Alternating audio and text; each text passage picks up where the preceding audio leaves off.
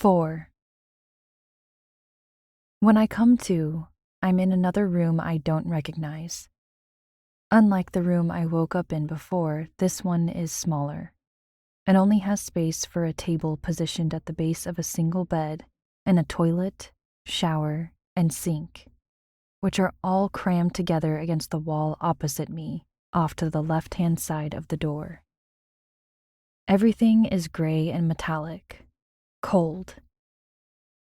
Disoriented, and with a fair bit of effort, I push myself into a sitting position. My head is bleary and drug-addled, and my back is stiff, my muscles aching, no doubt from sleeping on the hard mattress beneath me. The springs creak when I shift my weight.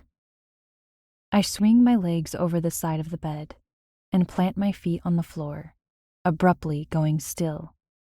A wave of nausea grips my stomach, making me wary of moving any more for the moment, in case my body decides to throw up. Lifting my eyes, I study the confined space while I wait for the queasiness to pass, noting how there aren't any windows, just plain concrete walls boxing me in on all sides. A camera sits in the far corner to my left, hanging just below the ceiling, an ominous red light blinking on the side of the lens, just like in the elevator at WP headquarters. It's as if I can sense the people here watching me. I can feel their penetrating gazes without even seeing their faces, especially of the doctor I met. Richter, he called himself. A second wave of vertigo slams into me, and I fly forward, stumbling to the sink, gripping the edges to catch myself. An eternity seems to pass before the nausea subsides. Exhaling a shaking breath, I glance up into the mirror above the steel basin and let out a gasp. A deranged-looking girl stares back at me from the glass. Purple smudges stain the skin under her eyes, giving the appearance of bruises against the unhealthy pallor of her yellowish skin. She looks sick. Really sick. I look away, mortified by my appearance, haunted by the realization burning my thoughts like a hot iron brand searing into my flesh. The thought first occurred to me during my placement exam, and it's been chasing me since, begging me to face the truth.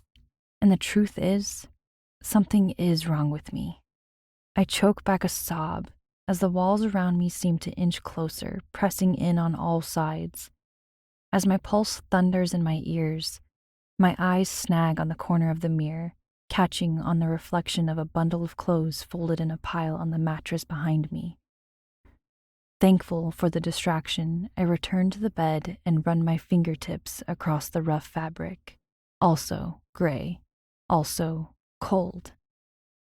As my pulse evens out and my anxiety eases, I look down at the sweat-soaked gown chafing my skin, and then back at the fresh clothes on the bed. Noting the difference makes me feel even filthier. My gaze flits to the shower with longing. Get clean. That's all I can do at the moment. Get clean now, worry later. But as my fingers graze the edges of the gown to remove it, I freeze, remembering the camera in the corner behind me. Just how much are the people here watching me? Are they observing everything I do?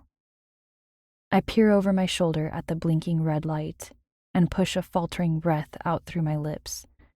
A full minute passes before I come to the disheartening conclusion that privacy likely isn't something I'll be granted here. Goosebumps rise across my skin at that notion. Pushing the thought away, I shrug out of the thin gown and immerse myself under the cascade of lukewarm water that rains down from the shower head when my shaking fingers turn the handle. My muscles tense as my fingernails move over my face, scraping away the dried blood and sweat, a reminder of what happened at WP headquarters. Behind the hum of the running water, my fear is stronger than ever, a constant deafening scream in my head. How long has it been since I was taken? It can't have been that long ago, can it? It scares me that I have no way of knowing for sure, considering how many times I've been drugged by my captors. I settle on assuming it's only been a day or two since the fiasco with my placement exam. Maybe, if I'm lucky, my stay here won't be extended much longer. I bite back a laugh and shake my head at my pitiful attempt to console myself. Deep down, I know the truth. However long these people plan to hold me, it will be for a while. I won't see the outside of these walls anytime soon. Hell, if I'm in detention, like I fear, I'm looking at a minimum sentence of a year. The thought makes my insides quiver. A year? For running out on my exam? It could be worse, I remind myself. They could have sent you to termination. My fingers tremble as they grasp the handle and turn until the rush of water fades to a trickle. A white towel hangs within reach, and I grab it, wrapping the starchy fabric around my body. As I step out of the shower, I keep the towel draped around me while I change into the clean clothes provided on the bed, in an effort to protect whatever modesty I have left. The pants are dark gray, almost black, and comfortably loose, although itchy against my skin. The top is a lighter gray and a few sizes too big for my body, hanging to the middle of my thighs. My feet slip easily into a pair of flat shoes I find tucked just under the foot of the bed. As my hands work to towel dry my hair, I risk another glance at my reflection. My complexion is brighter now, although those bruise-like bags remained under my eyes, making me look like I haven't slept in weeks. A knot forms in my chest as I comb my fingers through the damp strands of hair. The short brown ends drip onto my shoulders while my bangs lie slick against my forehead. I look awful, but this is the best I can do under the circumstances. Once I'm dressed and dry, I plop down on the mattress, unsure what to do with myself. My hands clench and unclench, my fingers wringing the end of my shirt as my eyes skirt over the room, taking in every detail no matter how small and unimportant it seems at first glance. On every pass, my focus catches on the white table at the end of the bed. On a hunch, I tap the glossy surface with the tip of my finger, and as expected, a screen flashes to life under the glass, revealing a menu offering a multitude of options to the user. They range from food and drink to other basic necessities, like toiletries and assistance. Not that unlike the food delivery computers provided in every home in Zone 2. In this instance, the hospitality of the device is bewildering, considering my prison-like surroundings. I press the icon for food, opting for something bland in case my nausea decides to make a comeback. Almost as soon as I select my choice, a robotic arm descends from a sliding panel in the ceiling above me, holding a tray and presenting a meal that looks like a feast to my growling stomach. The arm sets the tray down on the table, then retracts into the ceiling, leaving me alone with my food. I'm reinvigorated after gorging on broth and bread, and for the first time since waking up in this place, my mind is clear and not bogged down with drugs. I stretch my legs and return to my feet, assessing my surroundings with renewed focus. There's only one route into this room, and I'd be willing to bet it's locked from the outside. I approach the door, scanning my eyes across the surface.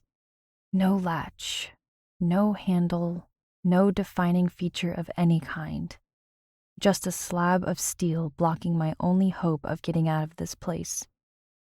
As I flatten my palm against the cool metal, a shrill beeping seeps into the room from the other side of the threshold, as if in response to my touch. I rip my hand away and take a hurried step back at the same moment the door springs open. A middle-aged man with sparse facial hair stands in the hallway beyond, his face devoid of emotion. He's wearing white clothes that are similar in style to mine, and he holds a large computerized tablet in the crook of his arm, the screen flat to his chest. "Dr. Richter would like a word with you," he says, his pale eyes locking on mine. When I don't respond, he moves to one side of the doorway and extends his hand, gesturing for me to step into the corridor. "Follow me, please." My racing heart climbs up into my throat and suffocates me as I inch out of the room. The hallway I step into seems to go on for miles in both directions, dotted with identical doors and at least 10 other passages branching off on both sides. Through the glare of the fluorescent lights overhead, I examine the labyrinth and consider my options. I could run, but it's unlikely I would find my way out before I get apprehended again. This place is a maze, and every turn looks the same. Any chance of escape is non-existent. With a sigh of resignation, I give in to my lifelong habit of self-preservation, falling behind the man and matching the timing of his every step like a shadow. I don't like it, but I have to do as I'm told. Doing as I'm told is how I survive. As we walk, I notice the man keeps his distance from me, and he only acknowledges my presence again when we reach our destination, stopping in front of a door that looks the same as every other one we've passed in this place. I wait to the side as he enters a sequence of numbers into the keypad above the handle. Each pressed number results in a beep, and with the last digit, a light on the console turns green and the door sweeps open, granting us entry. The man steps back and signals with a rigid nod for me to enter the room.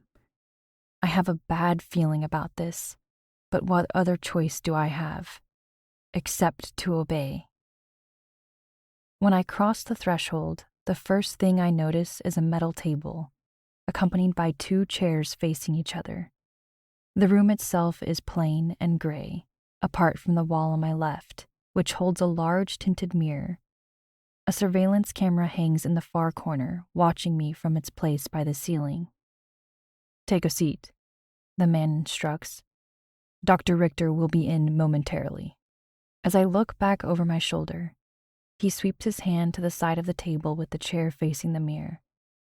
The door then closes between us, locking me in. My stomach clenches when I take a seat, my nerves writhing as the seconds tick by. Several minutes pass before the door slides open again. Dr. Richter strolls into the room, grinning as he sits down in the chair at the opposite side of the table. "Hello, Wynter. How are you feeling?" I gape at him, unsure what to say. Words suddenly spew from my lips like vomit. "I want to see my mother," I blurt out without thinking. The smile slips from his face, and he looks down at his hands where they rest locked together on top of the table. "I'm afraid that's not possible." "Why?" He smiles again, although more gently this time. "Since you had yet to be reassigned to a new sector at the time you were apprehended, you were still technically and lawfully under the guardianship of your mother. She has since relinquished her custodial rights, and you are now under the care and ownership of the state. Well," he pauses, "the DSD, if we're being precise." My eyes widen and my blood runs cold. The DSD? The Department of Scientific Discoveries? A harmless enough name that ironically coincides with the last place in the world I would ever want to be. The DSD makes detention look like a playground, and is where the state conducts human experimentation, poorly hidden behind the guise of research. It's also the home of termination, the home of everyone's worst nightmare. Only criminals and those determined to be unredeemable are sent here. So what could they possibly want with me? Am I a criminal? Am I unredeemable? This is your home for the foreseeable future. Terror courses through me, rendering my tongue completely useless. I can't speak. I can't think. I can't breathe. I understand what I'm telling you must come as a shock, but I assure you that you are perfectly safe and will be treated with civility during your stay here. And how long will that be? I croak out in a whisper. I glare at him as the truth strikes without mercy. the pain of it like sharpened claws slicing into my skin over and over again, stripping me down to the bone. My mother gave me up to these people? My own mother? Anger rockets through me, scorching everything in its path in a blistering wave of fire. All that's left in its wake is the betrayal tearing my heart into pieces. My eyes clamp shut, but the darkness behind my lids only makes the spinning in my head worse.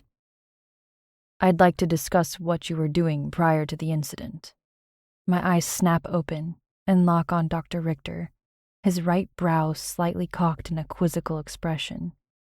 As I process his words, it occurs to me that he never answered my question. What incident? I ask. He leans forward, fixing me with his metallic gray gaze. At WP headquarters, during your exam. I shrink back as a chill creeps up my spine. The memory of my hallucination is fresh, the destruction I witnessed still vivid in my mind. Is that why I'm here? I gasp, breathless. The smile returns to his lips, and he rests back in his seat, drumming a finger against the table. The seconds seem to drag as he considers my question. Yes, he says after a torturous moment. My cheeks flush with heat as I scramble to find some excuse that will get me out of this mess. What happened was a misunderstanding. I stammer. I panicked, but I'm ready now. I'll retake my exam. It won't happen again. Amusement hooks into his features as he holds up a hand. That won't be necessary.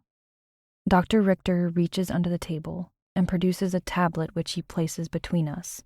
His fingers flit across the screen, and although there's a certain finesse to his movements, his mannerisms seem almost forced, insincere.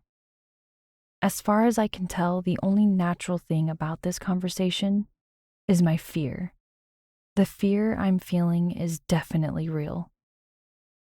Could you confirm the following, please? He asks. What is your full name? Wynter Reeves, I mutter, curious why he's asking when he already has this information. Identification number and date of birth. 7395-6241, October 14th, 2043. He wavers for a moment to look down at the tablet. Blood type? Oh, negative. I answer automatically, but as I grumble these words, a woman's voice fills my head. Her blood type. It's changing. Suddenly, I'm not so sure. Dr. Richter nods, keeping his gaze on his tablet, then proceeds with his methodical line of questioning. Mother's name? My teeth grit together as I think of my mother, of what she did, of how she didn't even defend me, her daughter, her only child, her sole living family. Wynter Reeves, I hiss, blinking tears from my stinging eyes. Dr. Richter ignores the sharp edge in my voice. Father's name and date of death. I startle, unsure why he's asking me this. Why does it matter what my father was named or when he died? He's not here anymore. To the state, you don't matter unless you contribute, and the dead can't do anything except haunt the living. Swallowing, I try my best not to make it obvious the question has upset me. Preston Reeves, I whisper, September 9th, 2050. Address? Dr. Richter continues without pause. A19, Unit 34, Zone 2. And what business did you have the other day at WP headquarters? It takes every ounce of willpower I possess not to raise an eyebrow at him. He knows what I'm going to say, so what's the deal with this interrogation? What exactly does he want with me? I was taking my placement exam, I say, drawing out each word in a slow, careful breath. He looks up. What sector were you projected to enter? There's genuine curiosity in his tone. Financial. I knot my hands together under the table. The banking branch. An unsettling smirk upturns his lips. You must be quite intelligent to have been designated to that particular career. Financial often leads to a stable and fulfilling life." I blink, taken aback by his comment. He sounds just like the advertisements displayed in the classrooms throughout all my years of education, pitching one job or another to the students. They were meant to target our interests, paving the way for the assessment that would determine what career would be ideal for each of us, and play to our strengths. At least, that's how the state wants the process portrayed. When in truth, our paths are already dictated from the day we're born, based on our genetics. It's a widely known fact that our supposed strengths lie in our blood, which is why so many people end up with the same career selection their parents had. My mother works in the financial sector, hence why we live in Zone 2. Financial among everyone else who works in banking, insurance, and in the departments that manage our state-allocated pensions. Generally, unless you screw up really badly, like, say, running out on your exam, you'll just end up exactly where you started, following in your parents' footsteps. Looks like I take after my father. It's like that everywhere. Zone 1, authority, is where our lawmakers and officials work and reside, superior in status to everyone else in the heart. Zone 3, commerce, is where the shopping departments and health centers, along with their employees, are located, with the exception of smaller emergency facilities which are sprinkled throughout the other zones, while all the Heart's hydroponic farms and food production workers are based in Zone 4, agriculture. Zone 5, defense, is home to the city's enforcers and their training grounds. Zone 6, labor, is the base of all construction and engineering facilities and laborers. And then there's Zone 7, detention, the zone home for those in the least desirable jobs and the location of the Heart's detention facilities. When it comes to work and residential status, everyone is kept separate, isolated to their delegated zones. There are exceptions, like when someone has an impressive IQ and qualifies for a job above their initial projection, or when someone breaks the law and is sent to a detention facility. That's why I've never seen anyone who's been sent for re-education integrated back into society. The state makes it a point to keep us with others just like us, like pigs trapped in separate pens. No one residing in Zone 2 at this moment has ever been on the other side of the law. Unlike me, I shiver at the thought, clenching my jaw. I already know what my life would have been like. I don't need Dr. Richter to remind me, especially now that I have no idea what's going to happen moving forward. After all, I'm fairly certain that imprisonment at the DSD will leave a big black mark on my permanent record. My career and residential prospects will be tarnished by this, assuming I make it out of here alive and get the chance to have a career, or a life. Dr. Richter knits his hands together again and stares at me over the rim of his glasses. Although I expect his question, it still catches me off guard. Could you please describe what happened during your exam? I pinch my lower lip between my teeth. Should I tell him the truth? What will happen if I do? Better yet, what will happen if I don't? I want to know what happened to me just as much, if not more so, than he does. If I tell him, maybe I'll get that answer. I honestly don't know, I admit. One minute I was fine, the next I had this splitting headache, my vision was blurring, and I trail off. And, he presses, his gray eyes piercing. And then it was like I was someplace else.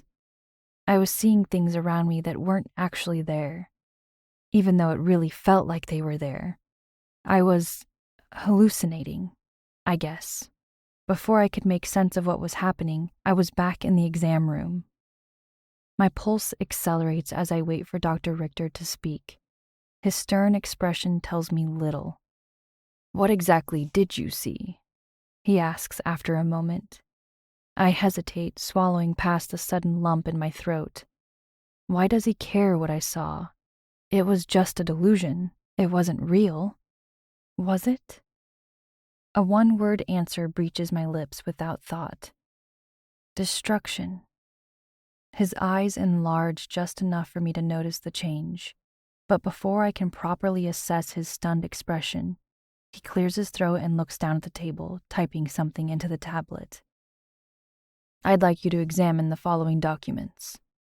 He turns the glowing screen around to face me before adjusting his glasses, pushing them farther up his nose. Let me know if anything from this information seems familiar to you. My fingers shake as they hover an inch above the glass surface of the tablet. At Dr. Richter's encouraging nod, I scroll through what appear to be identification records, but I've never met or even heard of the people they belong to. I have no idea what I'm supposed to be looking for. The only similarity I notice between them is the cause of death listed at the bottom of each. They all suffered from one form or other of mental deterioration, and in the end, it killed them. My stomach turns as my eyes trail over a sentence written in the record for a 30-year-old woman named Leela. Suffered from vivid hallucinations. Just like me, I realize. I flip through the other records, noting the same line inscribed at the bottom of everyone. Panic-induced or not, hallucinations aren't normal, which means I could be crazy too.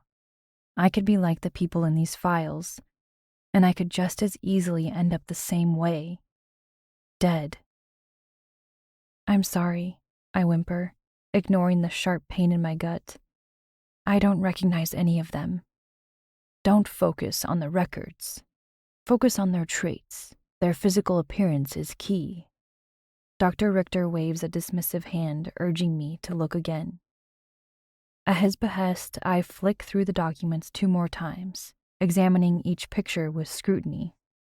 I'm not sure what he wants me to see. When I open my mouth to speak, he cuts me off, placing a mirror on the table in front of me. Look into it, he prompts. Furrowing my brow, I peer into the mirror, fixing my gaze on my own mismatched eyes. One green, one blue, the same as they've always been since the day I was born. Have you ever heard of Ultraxenopia? I look up from my reflection and shake my head, my heart pounding as Dr. Richter reaches across the table, retrieving both the tablets and mirror. Like the people in these documents, you have a rare genetic defect known as heterochromia. To put it in simple terms, your eyes are 2 different colors. Although the disorder itself is harmless, we are beginning to link it to a more serious condition, a phrenoextratic disease called ultraxenopia. He pauses, allowing a few seconds for this new information to sink in. Dread overtakes me, but I have no idea what any of it means. A serious condition, he said? But how serious? Ultraxenopia targets the occipital lobe of the brain, which affects our visual processing, along with the superior temporal gyrus, which helps us process sounds. As the condition takes root, it manifests by showing its victims things that aren't really there. Hallucinations, I breathe. Correct. But these aren't typical hallucinations by any measure. What you experienced during your exam, it wasn't a delusion, Wynter. What you saw might have been in your head, but it was real. It was a vision, and in that moment, I believe what you saw was a glimpse of the future. I resist the urge to laugh, wondering if this is all some sick, twisted joke intended to torment me before sending me on my merry way to my death. A glimpse of the future? Now who sounds crazy? And yet there's a part of me that wants to believe him, that needs something or someone to blame for the unexpected dissolution of my life. Besides, if what I saw wasn't a vision, what was it? That's impossible. is all I can manage to say. Dr. Richter doesn't seem surprised by my skepticism and responds by pulling out a handheld black device which he sets on the table in front of me. With a swipe of his finger, a flickering hologram appears between us, revealing surveillance footage. I instantly recognize the exam room at WP headquarters. In the blue-tinted footage, I can hear the automated female voice droning on in the background, and I can see myself sitting at my allocated desk, my hand scribbling furiously across its surface. My eyes follow my recorded movements, watching for the first signs of my breakdown. I glimpse them in the odd jerk of my head and in the way my back hunches over my desk. Finally, the hallucination takes hold, and I rise to my feet, staring blankly around me as if I'm seeing something beyond the walls of the room.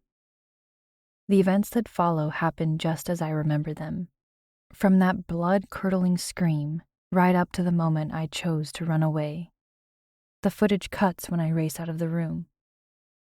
Dr. Richter clicks off the device but says nothing.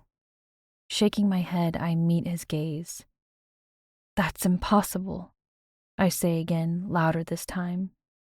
"Perhaps," he says, "but I must tell you, the tests we've already run show remarkable things. Things that, quite frankly, wouldn't be possible if you were normal. Nonetheless, we won't know for certain until we run more intensive tests. I'd like your permission to do that." I scoff at his words. My permission? Like the DSD needs permission to do anything. "Won't you just do them anyway, regardless of what I say?" "Yes." His lips peel back into a grin that I'm sure is meant to be reassuring but looks malicious, revealing predatory white teeth. "But I prefer my subjects be cooperative. Besides," he adds, "you'd be providing a great service, not only to the advancement of science, but to the state. What other reason could you need?" Apprehension spreads through me like a poison, infecting every inch of my body. I can't trust this man, I know that. But what choice do I have except to cooperate? And if I do cooperate, what then? Dr. Richter repeatedly taps one finger on the table, pressing me to speak. With a nervous twitch, I lick my cracked lips. "If I cooperate, will you let me go?" He averts his gaze and stands without saying a word, pushing the metal chair away from the table. The legs scratch against the floor, making me wince. He then heads for the door, which swings open at his approach, and, pausing in the threshold, he turns and offers me a clipped smile. I know without having to ask that our conversation is over. Inclining his head, he steps out into the corridor, leaving me alone again in the room. As the door shuts behind him, I come to terms with the only answer I'm left with. He didn't say it out loud, but he didn't have to. His silence said it for him. They will never let me go.